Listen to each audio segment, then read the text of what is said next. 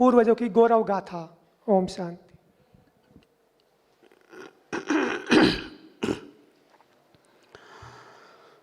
ओम शांति। ओम शांति।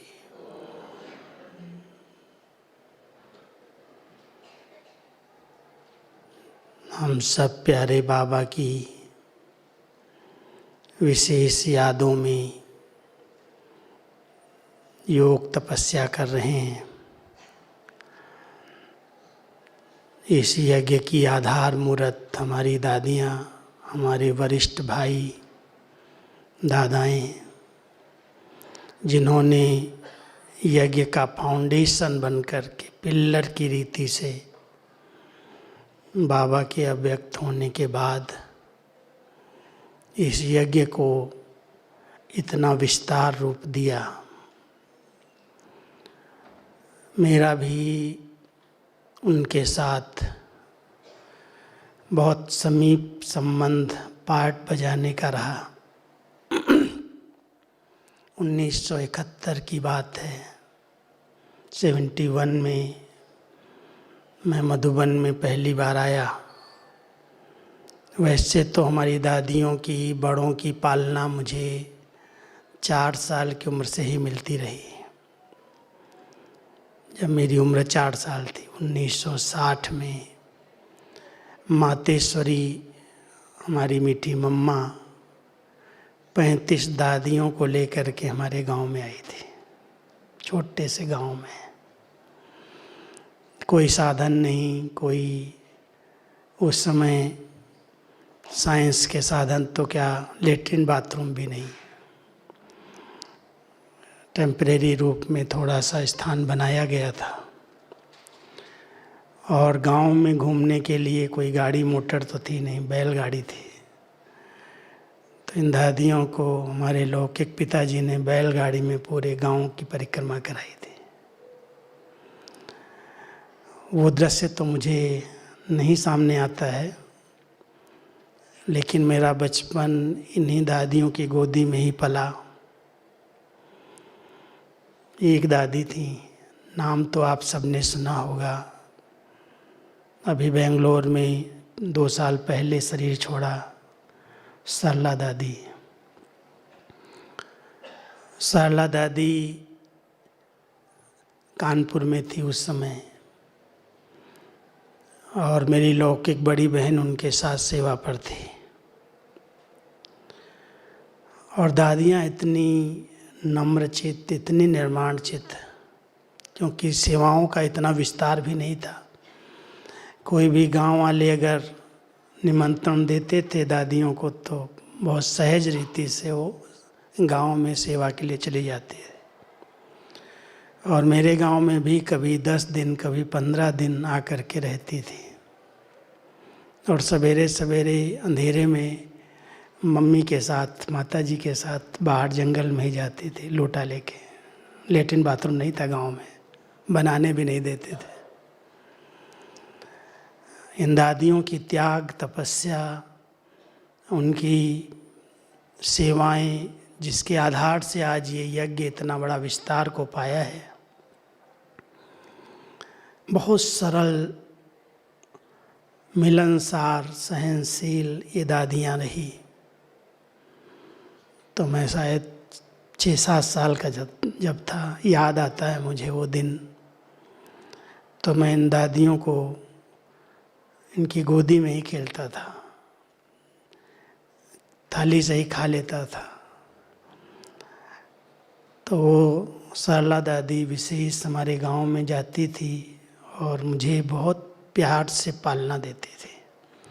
और मैं घर में अकेला था, बहन तो सेंटर पर चली गई और भाइयों में और कोई नहीं था।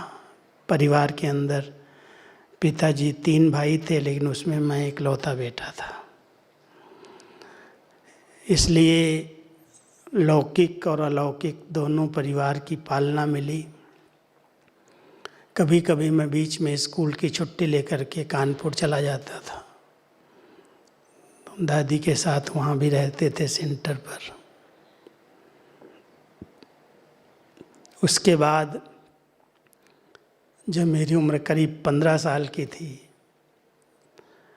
तो पहली बार मैं मधुबन आया, और मधुबन में 1 महीने की छुट्टी में आया था। 9th क्लास में पढ़ता था।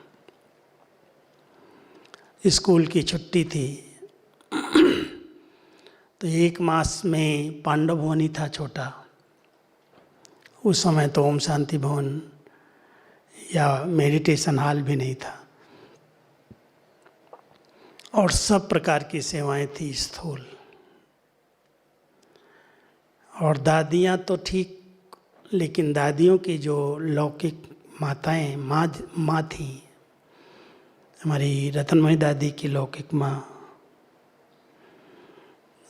शांतामयी दादी की मौसी, दीदी की लौकिक माँ क्वीन मदर, देवी माता, ध्यानी दादी, ये सब बुजुर्ग थी, बड़ी आयु की थी। और जब छोटे बच्चे आते हैं तो उनको ये सेवा का चांस मिलता है कि दादियों के कमरे में जाओ, इन बुजुर्ग माताओं के कमरे में जाओ, उनको भोजन दे आओ, उनको गर्म पानी दे आओ, उनके कपड़े सुखा करके आ जाओ। 1 मास तक हमने इन माताओं की बहुत सेवा की, पालना की, रहा मधुबन में। और इनका इतना प्यार मिला जैसे कोई लौकिक में बच्चे को मिले। ज्ञान योग मेरे पास इतना नहीं था, भले मेरे घर में ही मुरली चलती थी, लेकिन मैंने घर में 1 दिन भी मुरली नहीं सुनी थी। जब मुरली पूरी हो जाती थी तब मैं सो के उठता था। लेकिन जब मधुबन में आया और दादियों की इतनी पहली पालना मिली, माताओं की पालना मिली, विशेष यज्ञ की, और एक एक चीज़ का ध्यान रखती थी, क्या खाया, क्या पहना, कहाँ गए। किसी दिन मान लो मैं भोजन पर या नाश्ते पर उनको दिखाई नहीं दिया तो पूरी इंक्वायरी करती थी, कहाँ है आज, क्यों नहीं आया, तबीयत ठीक है, कुछ हुआ तो नहीं। बहुत सारी दादियाँ थी, बुजुर्ग थी उस समय। भूरी दादी थी, भोली दादी थी, सती दादी थी, बहुत दादियों का तो मधुबन ही था। और इन दादियों के साथ सेवा करने का सौभाग्य मिला, और स्थूल सेवाएं ही करने का, क्योंकि ज्ञान योग की सेवाएं तो मधुबन में इतनी थी भी नहीं। दादी जी मुरली सुना देती थी सवेरे, दीदी अमृत वेला मुक्त योग करा देती थी, और सारा दिन स्थूल सेवाएं, सब्जी काटो, बर्तन मांजो, सफाई करो, धोबी घाट करो, गर्म पानी करो, ये सब स्थूल सेवाएं थी। लेकिन उन स्थूल सेवाओं ने और दादियों की पालना ने मुझे उनके बहुत समीप ले आया। और जब 1 मास पूरा हुआ तो दीदी की परख शक्ति बहुत थी। दीदी ने दादी को कहा, दादी प्रकाश मणि को, मैं समझता हूँ इस क्लास में दीदी और दादी को तो देखने वाले बैठे होंगे, जो जिन्होंने दादी प्रकाश मणि को देखा हाथ उठाओ, बहुत हैं। और जिन्होंने दीदी जी को देखा, दीदी मनमोहिनी को, एक भी नहीं है, एक उठा रहा है, एक बहुत पीछे कोई बैठे हैं, 1 भाई 2 भाई। अच्छा, दीदी ने 83 में शरीर छोड़ा, और 83 के पहले वाले तो ज़रूर दीदी से मिले होंगे, दीदी की पालना का अनुभव किया होगा। दीदी के जीवन में लव और ला का बहुत बड़ा बैलेंस था, और उस बैलेंस के आधार से हम सब के फाउंडेशन को उन्होंने बहुत मजबूत करवाया। क्या है ब्राह्मण जीवन का फाउंडेशन? ब्राह्मण जीवन का फाउंडेशन केवल 2 बातों पर निर्भर करता है, एक अमृत वेले का योग और दूसरा मुरली क्लास। कभी भी एक दिन भी ये दोनों चीज़ें किसी के मिस न हो, इस पर उनका बहुत ध्यान रहता था। सेवाएं कितनी भी करो, लेकिन सेवा के साथ साथ अपनी स्थिति बनाने के लिए आपको खुद अपना ध्यान देना है। मान लो सेवा के समय ही ऐसी कोई सेवा आ गई, मुरली के समय ही सेवा है, हमारा तो योग के समय होता था सबके कमरे में पानी पहुंचाना, 4 बजे से बाल्टियां उठा उठा के कमरों में पहुंचाते थे। और जब मुरली चलती थी तो उस समय धोबी घाट करते थे। इसलिए क्लास की हाजिरी मैंने तो शायद ही कभी दी हो, मुरली क्लास में या अमृत वेले के योग में। लेकिन जब बीच बीच में सेवाएं कम होती गई उसके बाद तो बहुत ध्यान रहता था बड़ों का। फिर भी कोई भी इन 2 बातों को वंचित न हो, इसको मिस न करे, इस पर अटेंशन खिंचवाती थी। भले उस समय आपने नहीं पढ़ पाया, नहीं सुना, क्लास में आए, बाद में समय दिया, बाबा के कमरे में जाके स्पेशल योग किया, तो ऐसे अटेंशन दिलवा करके सबके फाउंडेशन को मजबूत करते थे। और एक दूसरी बात कि कोई भी जो यज्ञ के अंदर समर्पित हो रहे हैं, क्योंकि 71 में तो मैं स्कूल की लाइफ से आया था, दीदी ने कहा कि ये यहाँ के लायक है, रह सकता है, लेकिन दादी इसका इंटरव्यू लेगी। तो दादी जी ने जब इंटरव्यू लिया तो उसमें तो मुझे फेल कर दिया। क्यों फेल किया? क्योंकि मैं बहुत छोटी आयु का था, 18 साल की आयु हो जाए और कम से कम और 3-4 साल और पढ़ लो, और परिवार में मैं इकलौता हूँ, इसलिए कैसे छुट्टी मिलेगी। ऐसी कई बातें दादी ने पूछी और मैंने सच्चाई से बता दी। तो कहती, अरे ऐसे कैसे यहाँ रह सकेगा? दीदी तो पता नहीं क्यों ऐसे कहती है कि आप यहाँ रह सकते हो। ना दादी, हम रह जाएंगे, हमको छुट्टी दे देंगे पिताजी, और अभी तो विनाश होने वाला है ना, पढ़ाई करके क्या करेंगे। बहुत पक्का था विनाश होने वाला है। तो दादी हंसने लगी, कहती अच्छा ठीक है, अगर छुट्टी मिलती है तो दीदी की छुट्टी तो है तुमको यहाँ रहने की, लेकिन अपने लौकिक पिताजी की चिट्ठी लेके आना। अगर वो छुट्टी दें तो 1 साल पढ़ के आ जाना। तो मैं 72 में 1 साल पढ़ने के लिए गया था। 72 अप्रैल में पढ़ाई पूरी करके आ गया, फिर नहीं गया वापस, और पिताजी की चिट्ठी लेके आ गया। उसके बाद दीदी ने, क्योंकि सब यंग एज में आए हैं, बच्चे हैं सब, 2-3 बातों का बहुत अटेंशन खिंचवाते थे। एक तो संघ की संभाल करना। अब आप सब समझते हो, आपके लौकिक जीवन में जहाँ शहरों में, जिस गांव में जहाँ आप रहते हैं, वहाँ तो संघ की संभाल करना बहुत बहुत ज़रूरी है। और मधुबन में, मधुबन निवासियों को अगर कहा जाए संघ की संभाल करना, तो ज़रूर प्रश्न उठेगा। तो मैंने कहा दीदी, मैं लौकिक संघ से तो छोड़ के आ गया, जो स्कूल के लड़कों का संघ था, दादागिरी वाला, बीड़ी सिगरेट वाला, वो तो सब छोड़ दिया मैंने, और यहाँ पर भी आप यही कह रहे हैं। तो दीदी कहती है यहाँ पर भी ध्यान देना। जो स्व उन्नति के लिए समय नहीं देते, जो अमृत वेला नहीं करते, जो मुरली क्लास नहीं करते, जो कोई की भी करेक्शन में लगे रहते हैं, अवगुणग्राही हैं, गुण नहीं देखते, कभी बड़ों की करेक्शन करेंगे, कभी मुरली में करेक्शन करेंगे, कभी किसी के लिए कमेंट्स करेंगे, ऐसे संग से संभलना। उनके संग में नहीं बैठना, न जाना न बैठना, और न उनकी सुनना। क्योंकि यहाँ पर भी कई ऐसे आते हैं, सेवा करते करते समर्पित हो जाते हैं, लेकिन अपने पर उनका अटेंशन नहीं है। स्वोन्नति पर अगर ध्यान नहीं है, स्वचिंतन की बजाय अगर वो पर चिंतन कर रहे हैं, अपना समय, अपने संकल्प किसी भी बात में व्यर्थ गंवा रहे हैं, तो ऐसे संग से अपने को बचाना। आप सब ध्यान देना इन बातों का, क्योंकि ये संग डुबो देगा। और कोई अच्छे पुरुषार्थी हैं, उमंग उत्साह वाले हैं, तो उनके संग में बैठने से उमंग आएगा, उत्साह आएगा, पुरुषार्थ की नवीनता मिलेगी। उनका संग करो, उनके संग में भले बैठो। तो तो ये ध्यान पहले खिंचवाया। और दूसरा बहुत अंडरलाइन, ये जो सबसे बड़ी ब्राह्मणों की बीमारी है वो है फैमिलियरिटी। फैमिलियरिटी समझते होंगे कुछ लोग, तो आपस में हंसना, बैठना, एकांत में जाके बातें करना, छिप छिप के बातें करना, उनसे लेन देन करना, चीज़ें देना लेना,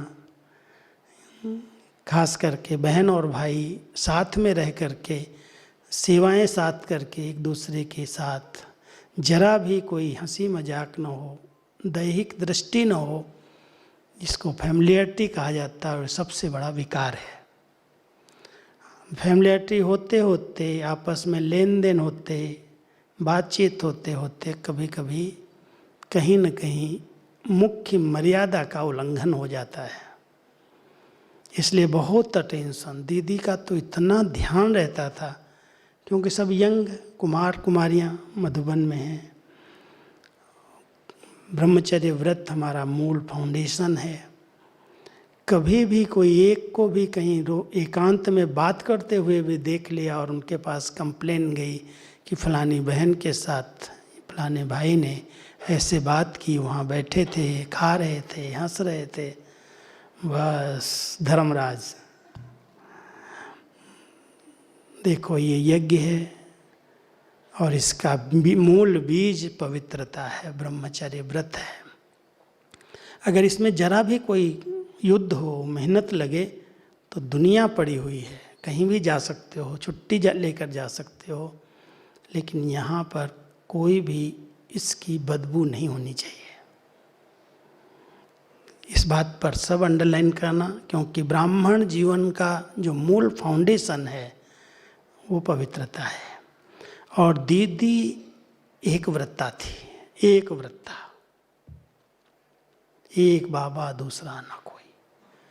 साकार में ही सब कुछ उन्होंने देखा, सब कुछ अनुभव किया, और उनके प्यार में केवल बाबा बाबा बाबा, इसके सिवाय उनकी बुद्धि में कहीं भी कोई कितना पैसे वाला हो, कितना स्नेही हो, सहयोगी हो, कितनी भी बड़ी विशेषताएं हों, दीदी की आँख कहीं भी नहीं गई। कहती थी ये क्या हमें देगा। दीदी बहुत बड़ी फैमिली की थी, धनाढ्य परिवार की थी, सब छोड़ करके समर्पित हुई। नाम गोपी था, लौकिक नाम गोपी था, और सचमुच वो गोपीपन के संस्कार थे। बस मेरा तो एक दूसरा ना कोई।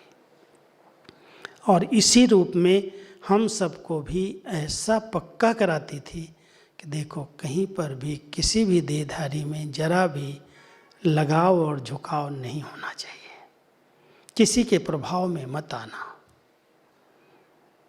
किसी से नफरत नहीं, किसी से घृणा नहीं, किसी से वैर विरोध नहीं, लेकिन ये व्यक्ति अच्छा लगता है, इसका स्नेह अच्छा है, सहयोग अच्छा है, इसमें बहुत विशेषताएं हैं, उन विशेषताओं की तरफ भी अगर प्रभावित हो गए तो ये भी माया चूहे के रूप में अंदर अंदर कुतर देगी, खा लेगी, अंदर घुस जाएगी।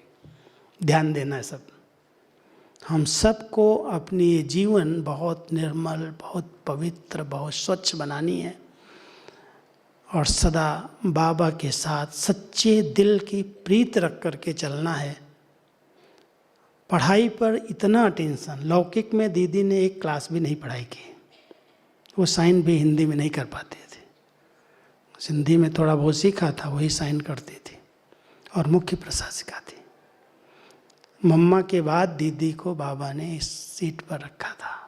मम्मा 65 में अव्यक्त हुई, और दीदी उस समय दिल्ली की सेवा पर थी। दीदी जी को बुला करके मम्मा की सीट पर रखा कि तुमको सारे परिवार की, बहनों की विशेष करके पालना करनी है, संभालना है। तो दीदी बहुत एक्यूरेट थी, बहुत ला और लॉ का बैलेंस रख करके हर ईश्वरीय नियम और मर्यादा कड़ाई से पालन करना और कराना। अगर कोई जरा भी कंप्लेन आ गई, कोई उनका सपोर्ट करने आ जाए, तो कहती थी उसके पहले तुम यहाँ से चले जाओ, गलत का सपोर्ट क्यों कर रहे हो। कभी सुनने के लिए भी तैयार नहीं थी। और अगर मान लो कोई कारण से किसी ने अमृत वेला मिस किया है, क्यों मिस किया है, कारण बताओ। और उस समय तो हम बहुत थोड़े परिवार था, अभी तो हजारों में है, कोई पूछने वाला भी नहीं है, कोई सोया रहे कोई नहीं पूछता है। लेकिन वो समय था जब एक एक पर नज़र रहती थी। क्लास से अगर हम उठ गए बीच से, तो एक बार दीदी ने क्या किया, दादी जी को बोला कि बहुत सारे पांडव हम गोपों को, भाइयों को, कोई आते हैं, कोई बीच से उठ जाते हैं, कोई नहीं आते हैं, आप इनकी जांच करो, ये क्या करते हैं अमृत वेले। अब जांच कैसे करेंगे। तो दीदी ने दादी को कहा, और दादी और मोहिनी बहन उन दोनों ने सवेरे योग के थोड़ा समय पहले, 10-15 मिनट पहले योग से उठ करके, जहाँ हम भाई लोग रहते थे पांडव भवन में, लाइट हाउस, 25 भाई 5 कमरों में हम थे, 5-5 एक कमरे में। तो दोनों कैसे जाएं भाइयों के कमरे में, क्योंकि दीदी ने कहा सबकी जांच होनी चाहिए, क्यों सोए हैं, क्या कर रहे हैं, कहाँ हैं योग के समय। तो दादी ने और मोहिनी बहन ने पहले साड़ी से घूंघट निकाला, और घूंघट निकाल के माताओं के रूप में वो सीढ़ी पर आई। तो हम लोग ऊपर थे, 2-3 भाई बाहर मुरस कर रहे थे। तो हम बहुत ज़ोर से चिल्लाए, अरे माता, ये भाई लोग यहाँ रहते हैं, आप यहाँ किधर आ रही हो।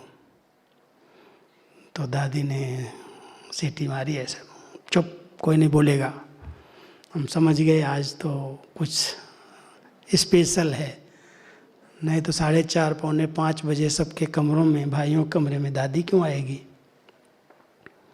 कहती है चलो हमारे साथ चलो, कहाँ कौन सोया है सबके नाम नोट करो, क्या कर रहा है नोट करो। और 5 कमरों में जो सोए थे, जगाना नहीं किसी को, सिर्फ नाम नोट करके मुझे दो। अब एक कमरे से 5 कमरों में चक्कर लगा के एक सीढ़ी से चढ़ी और दूसरे से निकल गई। अब उसके बीच में हलचल तो हो ही गई, सब जग गए जो सोए थे, या योग से जाके सो गए थे, या योग में आए नहीं थे।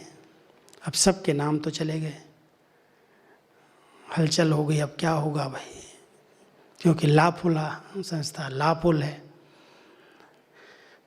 तो क्लास के बाद 8:30-9 बजे दीदी अपने ऑफिस में बैठती थी, और दीदी के साथ एक बेल होती थी, घंटी, ऐसे घंटी दबाती थी, पहरे वाले को कहती थी इधर आओ, जाओ फलाने भाई को बुला लो, फलाने को बुला लो। अब जब वो सिक्योरिटी वाला बुलाने आता था, तो जिसको बुलाता था वो समझ जाता था आज मेरी पेशी होने वाली है, पहले डर जाता था। तो ऐसे जो 10-12 लोग होंगे, सबको एक एक को बुलाया गया, सबको बहुत प्यार से। नाश्ता करके आए हो? अच्छा, नाश्ता किया। अच्छा, नकीले घूमने गए थे? अच्छा, नकीले भी घूमने गए थे। अच्छा, मुरली सुनी? मान लो सब में हाँ कर दिया, तो अमृत वेले कहाँ थे? तुमको पता है कि अमृत वेले वरदानों की वर्षा होती है, स्वयं भगवान बच्चों को मिलने के लिए आता है, और ऐसे समय पर तुम लोग सोए रहते हो। क्या यहाँ पर केवल कपड़े लेकर के मजदूरी करने के लिए आते हो क्या? कपड़े लिए, भोजन लिया और मजदूरी किया, सेवा किया। ऐसे तो मजदूर अच्छे हैं, पैसा लेकर के काम करके चले जाते हैं। ऐसे बहुत प्यार से सब ट्रेनिंग दिया, सिखाया, बोला, वो तो चुपचाप सुनता रहेगा, क्या करेगा। फिर टोली मुँह में खिला करके आगे के लिए ध्यान देना। अगर ऐसी जीवन जीनी है तो दुनिया पड़ी हुई है, यहाँ रहना है तो ये नियम पालन करने। ऐसी शिक्षाएं मिलती थी। उस आधार से आज हम लोगों को 50 साल हो गए, अमृत वेला मिस नहीं हुआ। कितने भी थके हुए हो, कितने बजे सो, अपने आप नींद खुलती है। अलार्म लगाओ या न लगाओ, अपने आप खुलती है। तो ये दादियों की पालना और उनका एक जो पढ़ाई से प्यार था, अब मैं 2 दादियों की कहानी सुना देता हूँ, क्योंकि ये मास जो चल रहा है हमारा मार्च का स्पेशल। पहली तो हमारी दादी चंद्रमणि मार्च में गई 11 मार्च, और हमारी दादी जानकी जी 27 मार्च को गई। और दादी और जानकी दादी, दादी चंद्रमणि, दोनों का कमरा एक ही था, एक साथ था, इंद्रप्रस्थ, और बहुत दोनों का आपस में प्यार था। चंद्रमणि दादी बाद में यहाँ ज्ञान सरोवर की सेवा में निमित्त बनाया दादी ने। इन दोनों का क्या पार्ट था वो मैं आपको बताना चाहता हूँ। दादी चंद्रमणि जी को कहते थे पंजाब का शेर, और वो अमृतसर में रह करके सेवाएं करती थी, पंजाबियों के सरदारों के बीच में रह करके। और पंजाब से कन्याओं का बहुत बड़ा झुंड निकला। पहले मैं समझता हूँ 50 के लगभग अमृतसर से बड़ी बड़ी बहनें निकली, जो कई सेंटर संभालने के निमित्त बनी। अभी तो उन्होंने कईयों ने शरीर छोड़ दिया, लेकिन दादी की जो पालना थी उसमें कन्याओं का एक बहुत बड़ा झुंड निकला जो समर्पित हुआ। और जब एक घर से कोई कन्या निकलती और सरदारों की और पंजाबियों की अगर कोई बहनें निकलें तो झगड़े तो होते हैं, संभालना पड़ता है, बहुत विरोध होता है। कन्याएं एकदम निर्णय ले लें कि मुझे समर्पित होना है, नौकरी भी नहीं करनी है। तो दादी को बाबा ने पंजाब की सेवा पर रखा था, चंद्रमणि दादी को, और शेरनी की तरह निर्भय निश्चिंत, जरा भी उनके चेहरे पर कोई भी कितना भी गालियां देने वाला आए, उल्टा सीधा बोले, विरोध करे, वो निर्भय निश्चिंत, और इतना प्यार से हैंडलिंग करके इन कन्याओं को मुक्त करा दिया। हमारी राज बहन अमृतसर थी, राज बहन जलंधर थी, राज बहन लुधियाना थी, 3 तो राज थी, तीनों चली गई। हमारी अचल दीदी थी, और बहुत सारी दादियाँ अभी जो बहुत बड़ी बड़ी पंजाब जो उनकी सेवा के निमित्त बनी, वो दादी चंद्रमणि जी ने निकाली। लेकिन जब दीदी अव्यक्त हुई 83 में, तो संस्कार के बाद 30 जुलाई को बाबा का आना हुआ ओम शांति भवन में, और नंबर था 2nd में सह मुख्य प्रशासिका जानकी दादी दीदी की जगह पर। और बाबा ने कहा सह मुख्य प्रशासिका तो ये रहेंगी, लेकिन इनको विदेश में ही रहना है, क्योंकि विदेश की इतनी सेवाओं का विस्तार हो रहा है, वो वहाँ की सेवाओं को छोड़ करके मधुबन में नहीं रहेंगी। मधुबन में दादी जी के साथ सहयोग के लिए चंद्रमणि दादी और मनोहर दादी को बुलाया। मनोहर दादी करनाल में थी, पंजाब में ही, हरियाणा में, और चंद्रमणि दादी अमृतसर में थी। इनको कहा कि आप दादी को सहयोग करो, यहाँ रहो साथ में। और इन दादियों की ये बहुत बड़ी विशेषता थी, बाबा ने कहा या दादी ने कहा हाँ जी हाँ जी, कभी नहीं कहा मैं इतना बड़ा जोन, इतने सेंटर्स, इतनी सब पालना कैसे मैं छोड़ गया हूँ, नहीं। दादी ने कहा और झट से 1 सेकंड में संकल्प के बिना यहाँ रहने लगी। संतमणि दादी को भी रख लिया। तो ये दादियाँ दादी के साथ सहयोगी बनी, और जानकी दादी जो विशेष लंदन में रह कर के पूरे कारोबार को देखती, विदेश के सेंटर्स को, उनको वहीं पर भेज दिया बाबा ने। अब ये दोनों दादियाँ, दादी की इतनी सपूत कहें, आज्ञाकारी कहें, चंद्रमणि दादी को बोला दादी ज्ञान सरोवर बन रहा है, आप रहेंगी? जो कहें, जो आज्ञा। पांडव भवन में रहती थी, ज्ञान सरोवर बनते ही दादी ने चंद्रमणि दादी को यहाँ रख दिया, और यहाँ तो एकांत में ली, तपस्या किया, बहुत अच्छा योग किया, और उस आत्मा की सबसे शरीर में भी मजबूत, मन में भी मजबूत, शक्तिशाली, कभी कोई ने नहीं सोचा होगा इतना अचानक ये आत्मा चली जाएगी। सब प्रकार की सेवाएं करते करते एक दिन बेंगलोर में सेवा के लिए छुट्टी लिया, क्योंकि बेंगलोर में दादी चंद्रमणि की बड़ी बहन टिक्कन दादी हम कहते थे, हृदय पुष्पा दादी रहती थी बेंगलोर में, और समय पर समय दादी चंद्रमणि उनको मदद करने के लिए जाती थी। कहीं भी सेवा बहुत विस्तार हुआ बेंगलोर कर्नाटक में। तो चंद्रमणि दादी छुट्टी लेके गई थी मधुबन से, और जिस दिन गई हैं उस दिन का दृश्य मुझे याद आता है कि मेरे ऑफिस के गेट के आगे गाड़ी खड़ी कर दिया और कहती राजू को बुला के ले आओ। इन दादियों का पढ़ाई से बहुत प्यार था, मुरली से बहुत प्यार था। तो मैं जब गया, हमने कहा दादी बोलो क्या सेवा है, आप तो बेंगलोर जा रही हैं। कहा हाँ मैं बेंगलोर जा रही हूँ और मेरे को सब इतने दिन की एडवांस मुरली चाहिए और क्लासेस चाहिए जिनकी दादियों की हैं। हमने दादी अभी आप बोल रही हैं, गाड़ी में बैठी हैं, गेट पर हैं। कहती कोई बात नहीं, तुम जाओ, मैं गाड़ी खड़ी करवा देती हूँ। बाहर गाड़ी खड़ी करवा दिया। जब मैं तैयार करके मुरली क्लासेज ले करके पहुँचा हूँ, लिया, छुट्टी लिया, ले करके बेंगलोर गई। और बेंगलोर में सेवा करते कई सेंटर्स का चक्कर लगा करके एक दिन शाम को थोड़ा सा दर्द पड़ा। साथ में रहने वाली बहन ने समझा दादी को गैस का दर्द है। वो गैस की दवाई देती रही, इनो देती रही, डॉक्टर को भी नहीं बुलाया। और दादी गैस कहते ही चली गई बाबा के पास। एक सेंटर पर बैठे बैठे चली गई, शरीर छोड़ दिया। और बाबा के पास गई तो उसको वतन में भी पता नहीं था कि मैं शरीर छोड़ के आई हूँ। संदेशी जब गई है, गुलजार दादी जब भोग लगाया तो गुलजार दादी को संदेश में कहती है, देखा आप तो रोज़ आती थी, मैंने भी बाबा के पास मैंने एप्लीकेशन दी थी, मुझे बाबा बुलाए, अब मैं यहाँ का वतन का अनुभव कर रही हूँ, देखो मैं भी आपकी तरह आ गई हूँ। तो गुलजार दादी कहती है आप मेरी तरह नहीं आई हैं, आप सदा के लिए आ गई छोड़ करके आ गई हमको। अच्छा मैं शरीर छोड़ के आई हूँ क्या? नहीं नहीं, मैं शरीर छोड़ के थोड़ी आई हूँ। ऐसी थी वो आत्मा।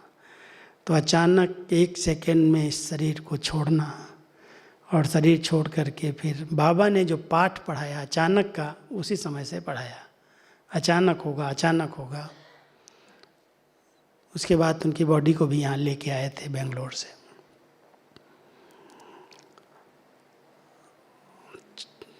जानकी दादी का तो इतिहास आप सब जानते हो, सबने सुना है।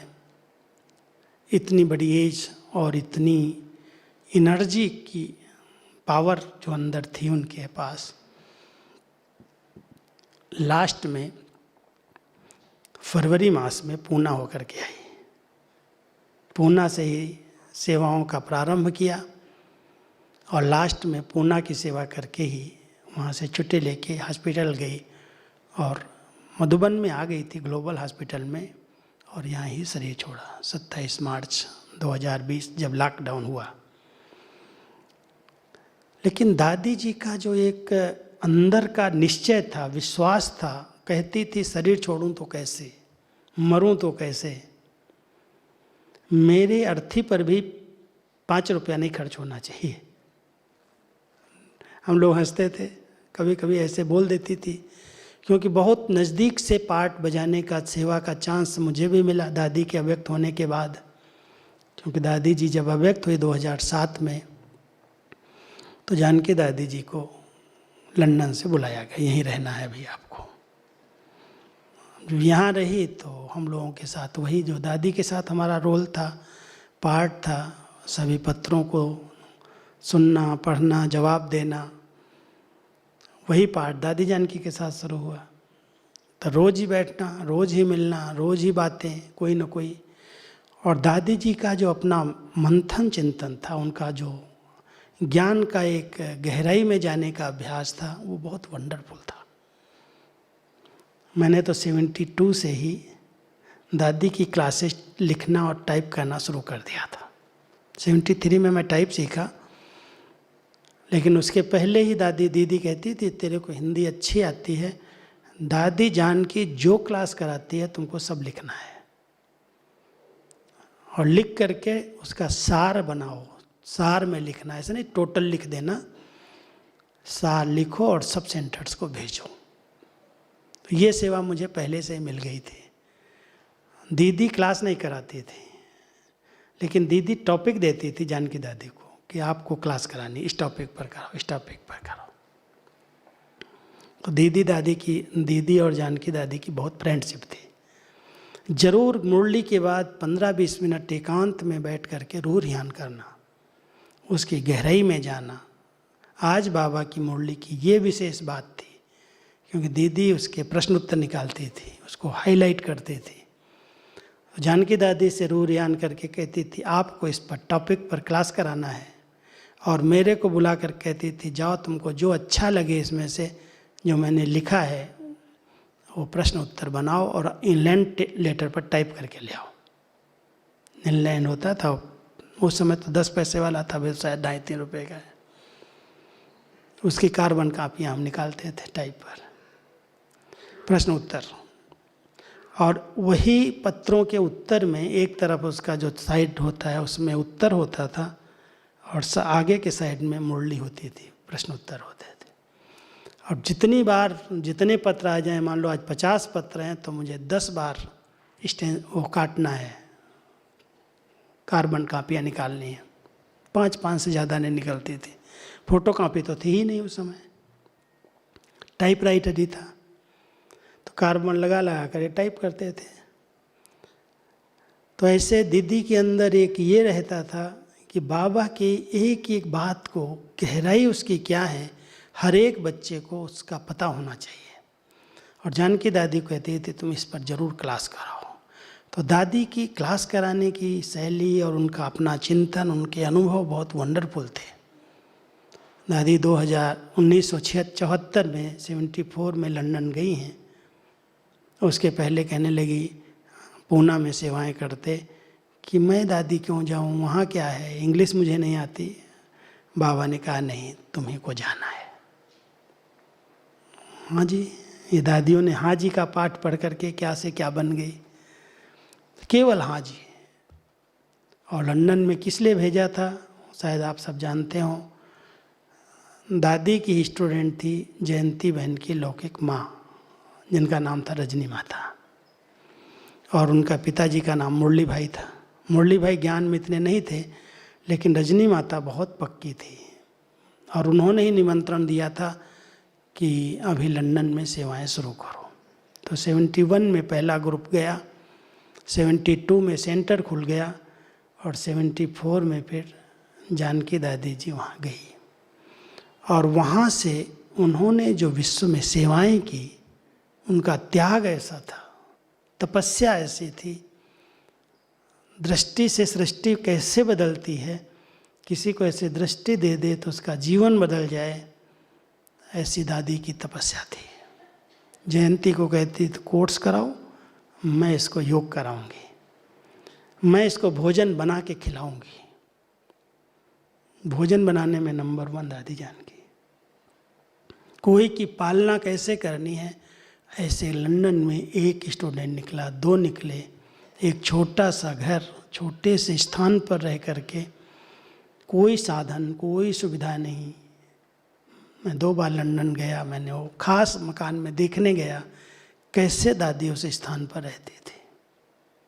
टेनिसन रोड, एक छोटा सा कमरा था। उसके बाद जो बाजू में रहता था, एक दिन आके दादी को कहता है दादी लगता है मेरे कारण आपको कुछ तकलीफ़ होती है। बोली हाँ भाई तकलीफ़ तो होती है। क्या तकलीफ़ होती है? बोला तुम ये जो बनाता है ना खाना, उसकी सारी झार हमारे घर में घुस जाती, इसके कारण मेरे को बहुत खांसी आती है। कहता दादी मैं इसको छोड़ देता हूँ। वो छोड़ के मकान चला गया। वो दवान वही मकान पहले मिला, 2 मकान मिले वहीं टेंशन रोड में। बाहर की बसों में जाना, ट्राम में जाना, वहाँ जा जा करके सेवा करना। जयंती बहन इंग्लिश में ट्रांसलेशन करती, दादी लेक्चर करती, स्थापना की। एक दिन कहती है, दादी की कहानी सुनी होगी, क्योंकि दादी को ज़मीन पर बैठने में लेटने में तकलीफ़ होती थी, संदल तो थे नहीं। तो एक दिन ऐसे पैदल कर रही थी, किसी ने अपने घर से कोई फेंकने वाली चीज़ होती है तो घर के बाहर रख देते हैं, म्यूनिसिपाल्टी वाले आके उठा के ले जाते। तो एक बहुत सुंदर कोई तख्ता, दरवाज़ा निकाल के किसी ने रखा था बाहर, और दादी चक्कर लगा रही थी तो पूछती है उस मकान मालिक से कि ये दरवाज़ा तुमने निकाल के बाहर क्यों रखा है? तो कहता दादी ये मेरे काम का नहीं है, एक्स्ट्रा है इसलिए मैंने निकाल दिया। कहती है मैं ले सकती हूँ। बोला हाँ भले ले जाओ, हम तो फेंकने ही है इसको।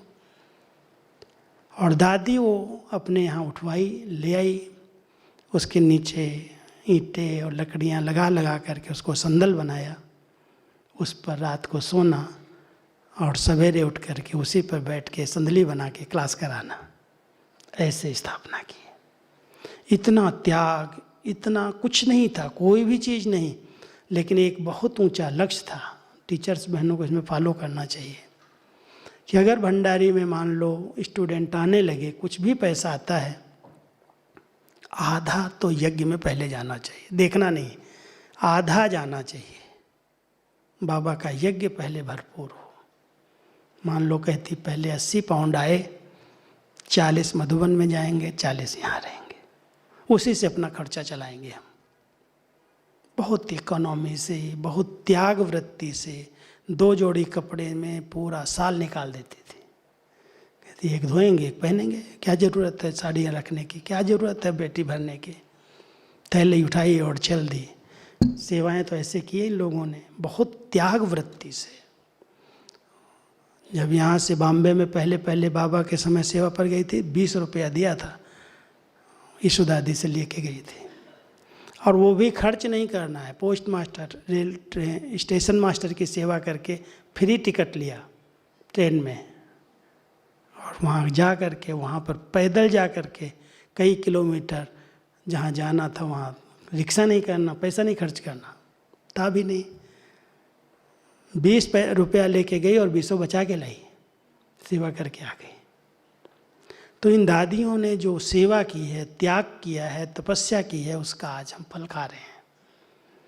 बहुत सारी विशेषताएं दादी की रही, और लास्ट में जब वो संस्था की मुख्य प्रशासिका बनी दादी जी के बाद, इतना नम्र चित्त बन करके, निर्माण चित्त बन करके, त्याग वृत्ति से, सबको सम्मान दे करके, सब में विश्वास रख करके, सबको एकता के सूत्र में बांध करके चलाया।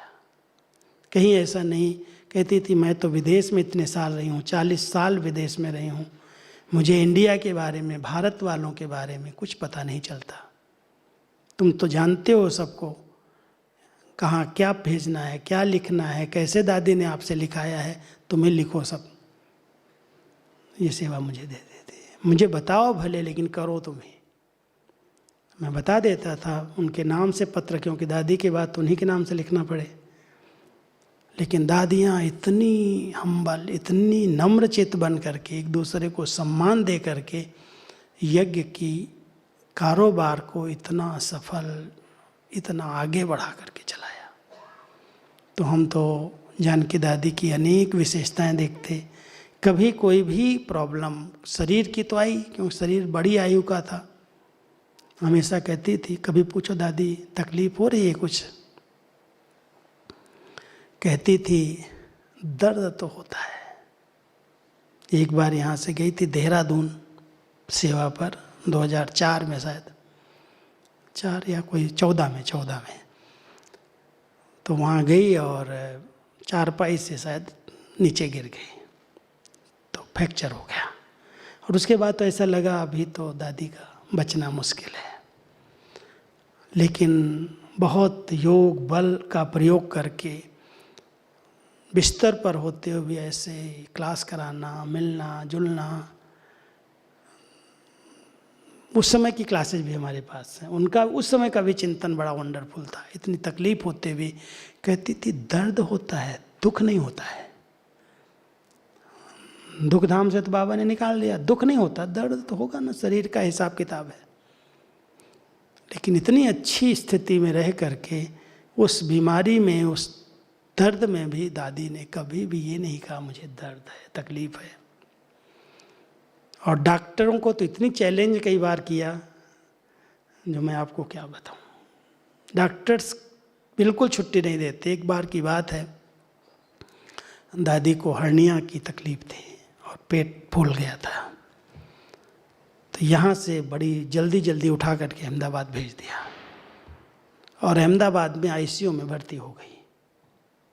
अब नेचुरल है, जब पेट एकदम फूल जाता है, बाथरूम की तकलीफ, सब बातें की तकलीफ। तो बोलना बंद कर दिया, 2-3 दिन बोली नहीं, चुप। और डॉक्टर्स ने भी सोचा शायद अभी वापस नहीं आएंगी, इसलिए बोल दिया कि आपको जिसको भी बुलाना है बुला लो, जिनको मिलना है मिल लें आकर के। तो पहले गुलजार दादी गई। गुलजार दादी के पहले एक दिन अचानक 2 बजे नींद खुली दादी की, माना जाग गई। और जागते ही कहती है, हंसा बैठी होगी बाजू में उनकी ब्राह्मणी, राजू को बुलाओ। कहती 3 दिन हो गए दादी एक शब्द भी नहीं बोली, और जब बोली है तो बोलती है राजू को बुलाओ। क्यों? हंसा ने कहा दादी आपको पता टाइम क्या है? बोला 2 बजा है। अब 2 बजे मैं कैसे उसको बुलाऊंगी, और आप अहमदाबाद में हैं और वो आबू में है। अच्छा 2 बजा है, ठीक है, 4 बजे उसको फ़ोन करना। फिर मेरे पास फ़ोन आता है 4:30 के लगभग। हंसा कहती है पता नहीं दादी 3 दिन से तो बोली नहीं, और बोली है तो कहती राजू को बुलाओ। मैं पूछो तो क्या कहती है? नहीं उसको ही बुलाओ, उसको ही बुलाओ।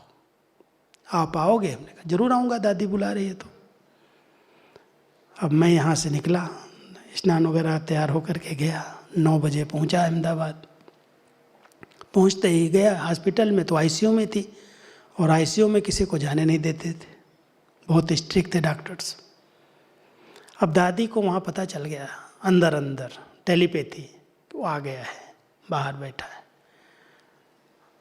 तो हंसा को कहती है देखो वो आ गया, बाहर आ गया होगा, तुम उसकी जगह पर तुम बैठ जाओ और उसको भेज दो अंदर। अब मैं अंदर गया तो मेरे पास तो और कुछ नहीं था, मोबाइल था, और उसमें रिकॉर्डिंग मैंने ऑन कर लिया। और रिकॉर्डिंग ऑन करके मैं दादी के सामने गया। हमने कहा अभी लिख तो सकते नहीं, क्या बोलना चाहती, क्या कहेंगी। तो जो रजाई ओढ़ी थी उसके अंदर मैंने वो मोबाइल रखा। ना दादी आपको कुछ कहना है, किस लिए बुलाया मुझे? तो पता क्या कहती है? कहती है सारा विश्व सोचता है दादी बीमार है, मुझे कोई तकलीफ ही नहीं है, तो सबको मेरी तरफ से याद पत्र लिखो, और ये लिखो दादी बिल्कुल बीमार नहीं है, कुछ भी नहीं है, बिल्कुल ठीक है। अब आईसीयू में भर्ती है, ऐसे बोल रही है मेरे को। तो मैंने रिकॉर्डिंग कर लिया, जो भी 5-7 मिनट बोला, कुछ एक आधी बातें बाबा की सुना दिया। तुम जाओ इसको टाइप करके भेज दो सबको। तो मैं जब आया, हंसा बहन कहती क्या हुआ था दादी, तुमको क्यों बुलाया? हमने कहा इसलिए बुलाया। कहती वो तो मेरे को भी लिखा सकती थी। हमने कहा उनका फेथ, उनका विश्वास की बात है ना, कि इसको जो लिखाएंगे वो सब सीधा लिखेगा, सबको भेजेगा। तो मैं ले करके वहाँ से आया और टाइप करके कुछ मिनट में भेज दिया सब जगह। जब सबको भेज दिया तो दादी को पता चला भेज दिया है कि मैं ठीक हूँ। उसके बाद गुलजार दादी गई, तो गुलजार दादी को बोलती है तुम क्यों आई हो? बोला दादी मैं दिल्ली में थी और बाबा का प्रोग्राम है, 20-25 हज़ार लोग आए हैं, मैं शांतिवन जा रही हूँ, मैं मिलने आई हूँ आपसे। अच्छा बाबा आने वाला है, मुझे भी ले चलो। दादी कहती नहीं दादी आपको डॉक्टर छुट्टी नहीं देंगे, अभी 3-4 दिन आप रेस्ट कर लो फिर आ जाना। दादी चुप हो गई, और गुलजार दादी मिल करके वहाँ से निकल के बाहर आ गई, चली गई, मधुबन आ गई। उसके बाद डॉक्टर आया, डॉक्टर को कहती है डॉक्टर मुझे छुट्टी चाहिए, अभी चाहिए। डॉक्टर कहता है दादी कैसे छुट्टी देंगे आपको, बिल्कुल नहीं हो सकता है, ऐसी तकलीफ में मैं छुट्टी नहीं दूंगा। तो दादी ने पता क्या प्रश्न पूछा डॉक्टर से? अच्छा ये बता तो मुझे ठीक कर सकता है? तो डॉक्टर कहता है दादी ठीक करना तो मेरे हाथ में नहीं है, मैं दवाई दूंगा, मैं संभाल करूंगा, ठीक करना तो ऊपर वाले के हाथ में है। कहती जब ऊपर वाले हाथ में है तो तुम जवाबदारी क्यों लेता है, तुम अभी मुझे खोल दे। डॉक्टर क्या करे, जयंती बहन समझाए, निर्भय भाई समझाए, सब बैठे, दादी मान जाओ। कहती मुझे हॉस्पिटल में नहीं रहना है, मुझे अभी ले चलो। अब कैसे करके आईसीयू से जनरल वार्ड में लाए, संभालने की, समझाने की बहुत कोशिश की। जब बहुत समझाने लगे तो विल पावर खड़ी हो गई। कहती है तुम लोग बुलाओ या न बुलाओ, मैं टैक्सी में जाऊंगी, मैं जाऊंगी। क्या करेंगे? डॉक्टर्स कहने लगे ठीक है चलो दादी। अब वहाँ से लेके आए उसी हालत में, और लेके आए तो कहती है मैं कमरे में नहीं जाऊंगी, जो 20,000 लोग बैठे मैं उनके पास पहले जाऊंगी।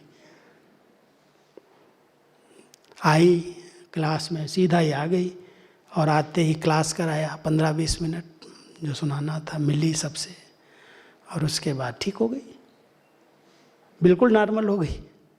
उनकी अपनी जो विल पावर थी, कोई बीमारी का चिंतन नहीं था, चिंता नहीं थी, बेफिक्र थी। तो मैंने देखा कि दादी ने मौत पर भी विजय प्राप्त की थी। कभी भी उनको ये परवाह नहीं थी कि मेरे कुछ हुआ है या हो जाएगा। ऐसे ही देखो अचानक गई, कहती थी 5 रुपया भी खर्च नहीं होना चाहिए हमारी अर्थी पर। तो एक दिन हंसी में ही मैंने कहा था, मेरे कहती है आप मेरा बिल लिखो। हमने क्या बिल लिखूँ, आपके पास क्या है? आपने तो सब बिल कर दिया ना, आपके पास है क्या? कहती नहीं लिखो। हमने अच्छा लिखाओ। तो मेरे को लिखाती है कि जब मेरी अर्थी निकले तो उस अर्थी पर फूल मालाएं नहीं चढ़नी चाहिए। हमने ऐसा कैसे होगा दादी, ये क्या सोच रही है आप संस्था की हेड हैं और आप कहती हो ऐसा होगा, तुम लिख। मेरे को लिखा दिया, लिख दिया। 2009 में लिखाया, गई 20 में, अब लिखा दिया। और उसके बाद ऐसे समय पर गई है जो सचमुच उनके ऊपर फूल मालाएं नहीं चढ़ी। लॉकडाउन हो गया, कोई आ ही नहीं सकता, कोई मिल ही नहीं सकता। चंदन के जो थोड़े बहुत फूल घर में होते वो चढ़ाए गए, क्योंकि उसमें तो बहुत सिक्योरिटी थी कोरोना के कारण, पुलिस खड़ी चारों तरफ से। 15 लोग 20 लोग से ज़्यादा नहीं आएंगे सामने। थोड़े बहुत हम लोग ही थे, बाकी तो कोई था ही नहीं, कोई को गेट में प्रवेश होने की छुट्टी नहीं थी।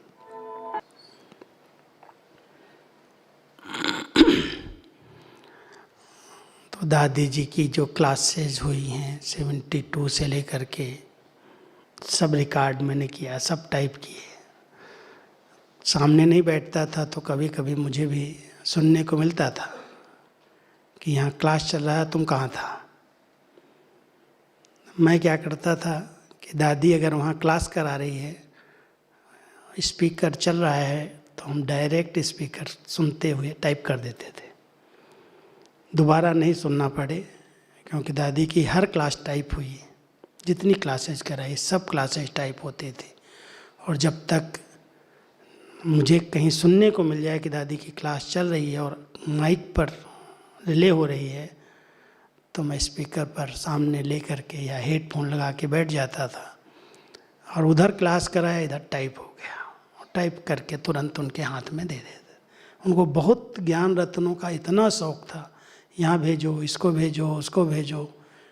कुछ न कुछ नवीनता, कुछ न कुछ विशेषता उस क्लास में होती थी।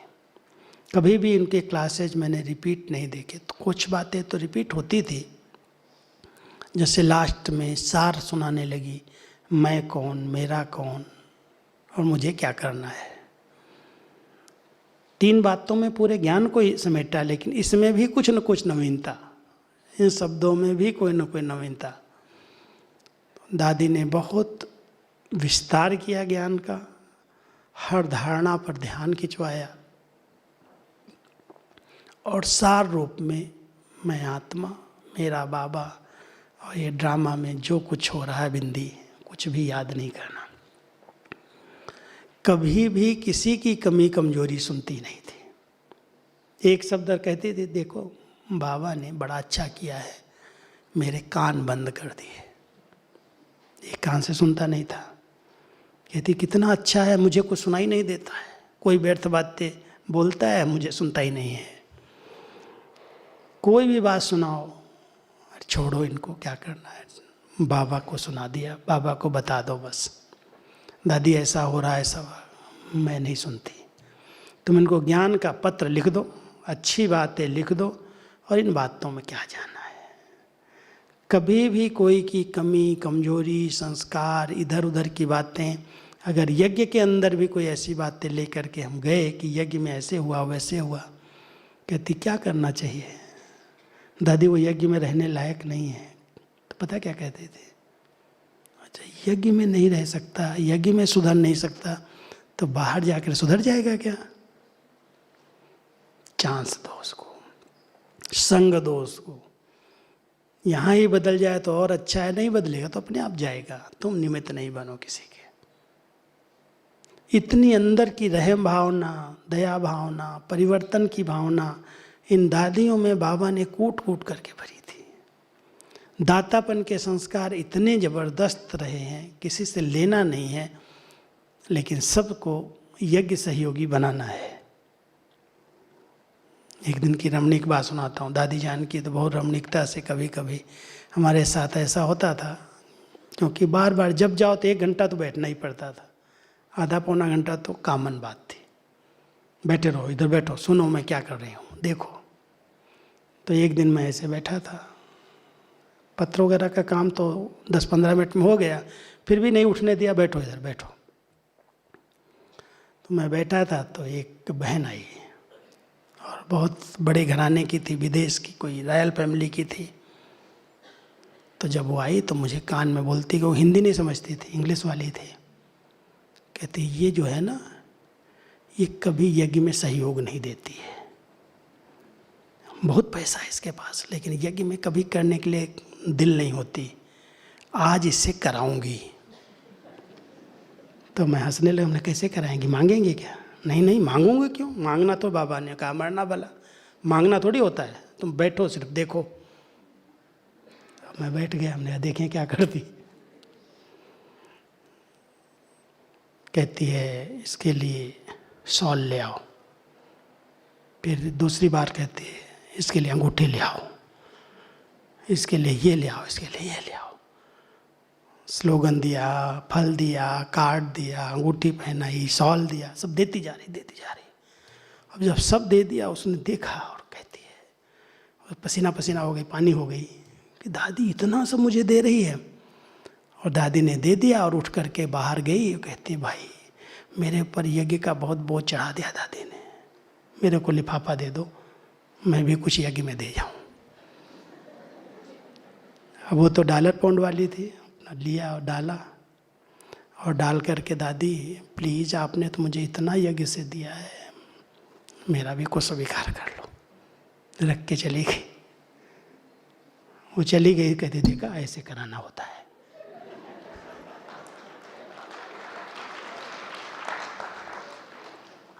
मांगना थोड़ी होता है। ये सीखने की बातें हैं ना, कि इतना प्यार दो, इतना उसको सम्मान दो, इतना अच्छा खातिरी कर दो, तो अपने आप उसको आएगा। तो कोई नहीं आएगा तो वो चढ़ाएगा अपने ऊपर, खुशी नहीं होगी, योग नहीं लगेगा।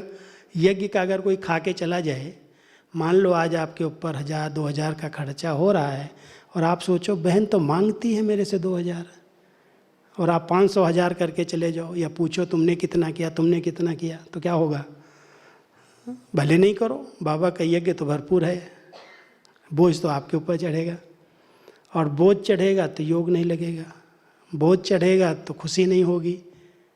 कई बातें आती हैं, यज्ञ का बोझ चढ़ाना कोई कम बात है क्या? भगवान के यज्ञ में इतनी पालना, इतनी अच्छी तरह से हमारी सब प्रकार की संभाल हो, और कोई बाबा का बच्चा कंजूसी करे, होते हुए भी न करे। अगर इसी जगह पर होटल में रह जाएंगे तो 10,000-20,000 तो ऐसे खर्च हो जाएगा।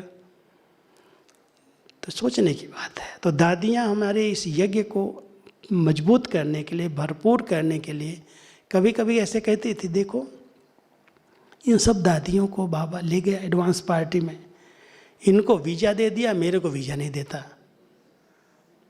तो एक दिन मैं ऐसे बोला, मैं दादी आपको वीज़ा अभी नहीं मिलने वाली है। कहती क्यों नहीं मिलेगी, क्या ज़रूरत है मेरी अभी यहाँ, तुम लोग बैठे हो ना सब, हम तो अभी बहुत बड़ी हो गई आयु ना। दादी आपके बैठने से यज्ञ का भंडारा भरपूर है, आपका बैठना बहुत ज़रूरी है। कहती अच्छा मेरे बैठने से भंडारा भरपूर है? हाँ। और सचमुच लास्ट तक भी उन्होंने जो देश में सेवाएं की हैं, एक ही लक्ष्य था इतनी बड़ी आयु में रिफ्रेश होते थे, ब्राह्मण खुश होते थे, लेकिन यज्ञ भरपूर होता था उनके जाने से, हर चीज़ संपन्न।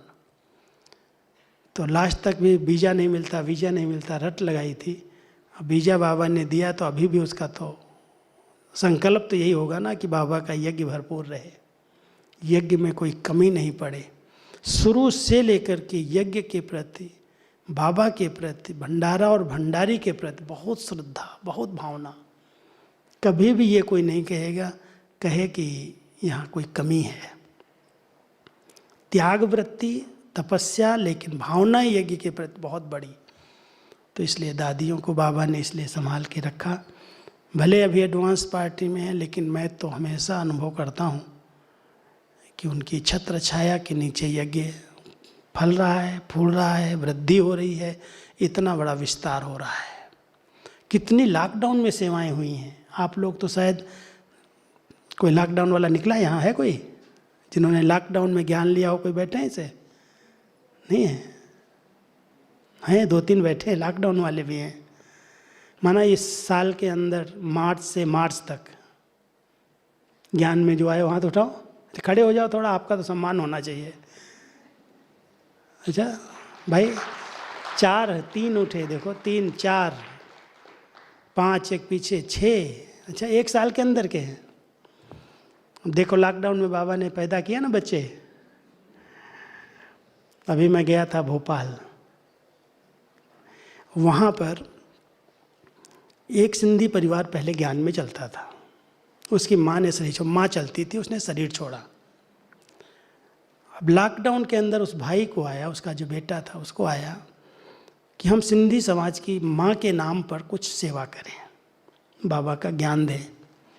और लॉकडाउन में पूना, सोलापुर और नागपुर 3 जगह उसकी फैमिली रहती थी।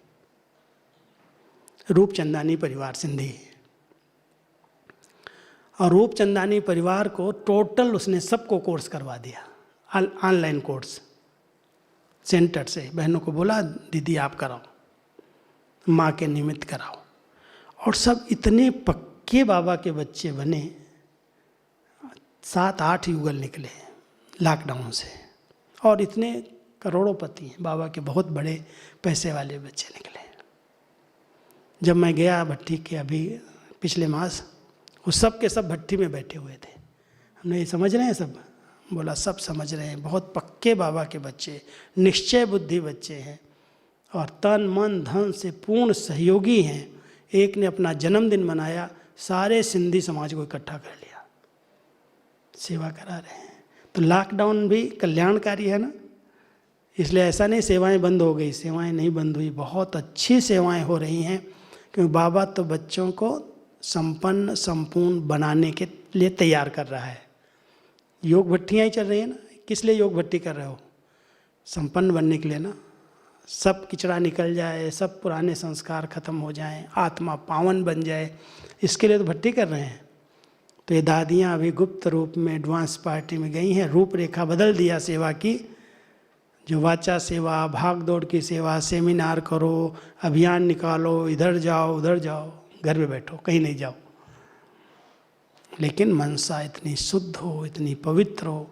कितने समय से बाबा ने कहा है 3 बातों का बैलेंस रख करके सेवा करो, और दादियों ने उसी को ही अपने जीवन में उतारा।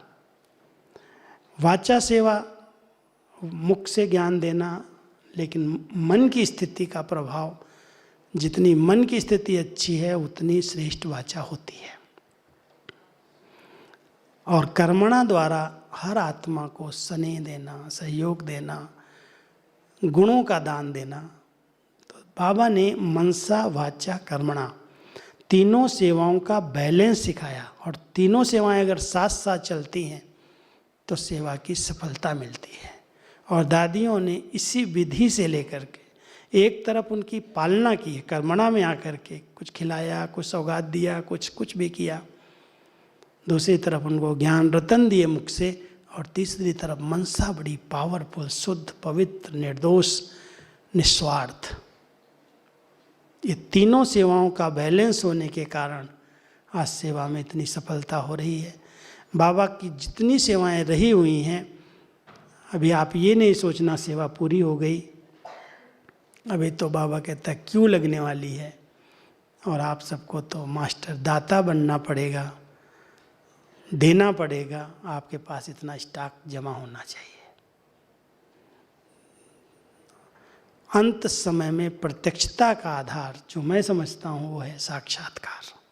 किसका होगा? ये जो हमारी दादियाँ एडवांस में गई हैं, संपूर्ण बन करके बाबा के साथ विश्व कल्याण की सेवा में हैं, भले नई दुनिया की स्थापना के लिए जन्म हुआ हो, लेकिन अपनी एडवांस पार्टी की आत्माएं अपने संपूर्ण स्वरूप का दर्शन कराएंगी, साक्षात्कार होंगे, और साक्षात्कार से ही बाबा को लोग पहचानेंगे। अब वो समय है, समीप आ गया। तो इन दादियों ने बहुत मेहनत करके इस यज्ञ को मजबूत किया, फाउंडेशन बनी। हमारी दादी प्रकाश मणि ने तो क्या नहीं कमाल किया, उनका उमंग, उनका उत्साह, उनकी विशेषताओं का कितना मैं वर्णन करूं। शायद आप सबको मालूम हो 2003 के बाद दादी जी का स्वास्थ्य थोड़ा थोड़ा बिगड़ने लगा, 7 में शरीर छोड़ा। 2004 से एक धुन लगाई, 1 लाख का प्रोग्राम होना चाहिए, 1 लाख की सभा हो ब्राह्मणों की। अब सब ने मीटिंग में, कमेटी में सब ने बोला दादी हमारे पास 1 लाख लोग क्यों आएंगे, किस लिए आएंगे, कोई हमारे एक्टर नहीं है, कोई ऐसे प्रोग्राम नहीं है, आपको संकल्प तो आ रहा है लेकिन लगता नहीं है सफल होगा। कहती है मुझे बाबा कह रहा है 1 लाख के प्रोग्राम होने चाहिए। अब सब चुप हो गए। सबसे पहले गुजरात की सरला दीदी ने कहा दादी मैं करूँगी अहमदाबाद में, देखते हैं क्या होता है। और पहला मेगा प्रोग्राम जो हुआ है अहमदाबाद में, 2 लाख लोग आए, और केवल 3 दादियाँ स्टेज पर थी, जानकी दादी, गुलजार दादी और प्रकाश मणि दादी, और कोई बाहर वाला नहीं स्पीकर। इतनी बड़ी ऊंचा मचान बनाया था, कहीं गाड़ियाँ, कहाँ कहाँ लोग खड़े थे। मैं भी गया था देखने के लिए। 2 लाख हुआ, दादी को बस उमंग आ गया। किसी कोई कहे मुझे बाबा कह रहा है। अब रोज नए स्थान पर प्रोग्राम, कोई स्टेट नहीं छोड़नी है भारत की, हर स्टेट में 1 लाख का प्रोग्राम होना चाहिए। शुरू हो गई सेवाएं, विस्तार करा दिया, एकदम धूम मचा दी। और जो नहीं करता था मुझे ऐसे बुलाती थी, इधर तुम बैठ मेरे पास, तुम इसको फ़ोन लगाओ, तुम पहले बात करो फिर मेरे को फ़ोन पकड़ा देना। सीधा ही बोलती थी तेरे बैंक में कितना रखा है, वो बैंक का पैसा निकाल दो। किस लिए रखा है? साथ ले जाने के लिए रखा है क्या? सफल करो, लगाओ सेवा में। लास्ट में कहती है सब प्रोग्राम जब सब जगह के हो गए, तुम शांतिवन वालों ने तो कुछ भी नहीं किया, अरे जाओ 50,000 लोगों को बुलाओ। दादी 50,000 लोग कहाँ से आएंगे गांव गांव में, जाओ सब गांव गांव की सेवा करो, सबको बुलाओ और कहो दादी भोजन खिलाएगी, सौगात देगी। 50,000 लोगों को बुलाओ शांतिवन में। अब ये गांव गांव के लोग, दूर दूर के सब आदिवासी, भील, ग्रासिया। दादी ने कोई भी हैं, मुझे यहाँ 50,000 की सभा करनी है। सब गए, इधर उधर निमंत्रण दिया, दादी के नाम से सचमुच इकट्ठे हुए 45,000 तो आ गए थे। दादी ने कहा सबको मैं अपने हाथ से सौगात दूंगी, सबको अच्छा भोजन खिलाओ। ये लास्ट में सेवा करके गई। तो दादियों के अंदर जो उमंग उत्साह था, उससे सेवाओं का कितना बड़ा विस्तार हुआ। हम सोचते हैं ऐसे कैसे होगा, ये क्या होगा। विचारों को मिलाना जरूर है, लेकिन जो शुभ संकल्प आता है, शुभ संकल्प को कहती थी डिले नहीं करो, डिले इज डेंजर। कभी भी शुभ संकल्प आता है तुरंत कर दो, नहीं तो माया बीच में इंटरफेयर कर लेती है। और खराब संकल्प आता है उसको छोड़ दो, डिले कर दो। तो दादी जी के अंदर इतना उमंग, इतना उत्साह रहा सेवाओं का, जो आज इतनी बड़ी सेवाओं का उन्होंने विस्तार करा दिया। और इतना अंदर अंदर गुप्त पुरुषार्थ करके ऐसे आत्मा को संपूर्ण पावन बनाने की जो उन्होंने मेहनत की है, जो पुरुषार्थ किया है वो हम लोगों ने बहुत समीप से देखा। और ऐसे बैठते रहते, कुछ नहीं सोच रही, जैसे नेट संकल्प समाधि। 2-3 बार मैं दादी के पास ऐसे अचानक पहुंचा हूँ, क्योंकि मैं ऊपर रहता, पांडव भवन में रहता था, दादी नीचे थी बीमारी के समय। एक दिन मैं गया ऐसे, तो बैठी थी आंख बंद करके, तो मैंने बाजू में बैठ के बोला, दादी अच्छा तुम ऊपर से आया है? मैंने कहा हाँ दादी। क्या चल रहा है? 2-3 साल ऊपर नहीं आई थी। तो मैंने कहा दादी सब अच्छा चल रहा है, बहुत अच्छा चल रहा है। ज्ञान सरोवर के लिए पूछा, पांडव भवन के लिए पूछा, सब पूछ के जब मैंने हर बात में बोला बहुत अच्छा सब ठीक चल रहा है, कैसे चल रहा है? कैसे चल रहा है? अरे आपके श्रेष्ठ संकल्पों से चल रहा है। बाबा कहता है संकल्प से सारी कारोबार चलेगी, आपको बोलने की क्या जरूरत है, आप यहाँ बैठी हैं, संकल्प श्रेष्ठ कर रही हैं, सारा सब अच्छा चल रहा है। तो मेरे को ऐसे आंख दिखाती, क्या बोला? मेरे संकल्प से चल रहा है? भूल गया तुम, बाबा के संकल्प से चल रहा है। वो चला रहा है सारा यज्ञ को, मैं थोड़ी चला रही हूँ। मैं क्या कर रही हूँ? इतना निमित्त भाव, इतना निर्माणचित भाव, जो कभी भी उन्होंने ये नहीं स्वीकार किया कि मेरे संकल्प से चल रहा है। लेकिन उनके संकल्पों में इतनी शक्ति, इतनी पवित्रता, इतनी शुद्धता, इतनी शुभ भावनाएं थी जो कोई गलत कर ही ना सके। वो शक्ति थी। लेकिन फिर भी ये कभी नहीं स्वीकार किया, महिमा नहीं स्वीकार की। कोई कुछ भी कहे, नहीं तुम लोग भूल गए हो, बाबा बैठा है, बाबा करा रहा है, बाबा का घर है, बाबा का कार्य है। हर संकल्प में बाबा बाबा था। ये कर्मातीत स्थिति की निशानियां हैं। फिर दूसरी बार एक बार गया, ऐसे बैठी थी आंख बंद करके। हमने दादी क्या करती हैं आप अकेले बैठ करके? ऐसे आंख बंद किया हुआ, बहुत देर तक मैं बैठा रहा। हमने कहा क्यों इनको डिस्टर्ब करूं? मैंने कहा मेरा काम है, थोड़ा तो हिला देता हूँ। मैंने हाथ पकड़ा, ऐसे हिलाना शुरू किया। क्या है? ऐसे खोला आंख। दादी क्या कर रही थी आप? बताऊं क्या कर रही थी? मैं हाँ दादी बताऊं। कहती थी आज मैं बहुत अच्छी बाबा से रूह रिहान कर रही थी। क्या रूह रिहान किया? मैं अपने हीरे को, आत्मा को, बाबा कहता ना हीरे में कोई दाग तो नहीं है, चेक करो। तो मैं आज अपने हीरे को देख रही थी, ऐसे हथेली किया, इस आत्मा को ऐसे हथेली पर रख करके और ऐसे चारों तरफ से दृष्टि दे रही थी, हीरे को देख रही थी, आत्मा रूपी हीरे को देख रही थी। और बहुत देर तक देखा तो मुझे कोई दाग नहीं दिखाई दिया। तो बाबा सामने दिखाई दिया। बच्ची क्या देख रही हो? इस हीरे में कोई दाग नहीं है, ये हीरा बिल्कुल प्योर है, शुद्ध है। इतना गुप्त पुरुषार्थ एकांत में बैठ करके कोई करते हैं? आप लोग कभी करते हो? ऐसे पूछते हो अपने आप से, मेरे में कोई भी ईर्ष्या, द्वेष, नफरत, घृणा, इम्प्योरिटी, किसी भी प्रकार का आत्मा में दाग तो नहीं है? उस हीरे के दाग को तो निकाला नहीं जा सकता, उसको घिसाई करेंगे, कटपिट करेंगे। लेकिन आत्मा रूपी हीरे में अगर कोई दाग है तो बाबा कहता है योग की तपस्या से, योग ज्वाला बना करके उसको निकाला जा सकता है। तो अगर हम सब योग ज्वाला का स्वरूप ले ले, बहुत पावरफुल योग करें, तो हमारे संस्कार, हमारे कमी कमजोरी के दाग मिट सकते हैं। ये दादियों ने करके दिखाया है।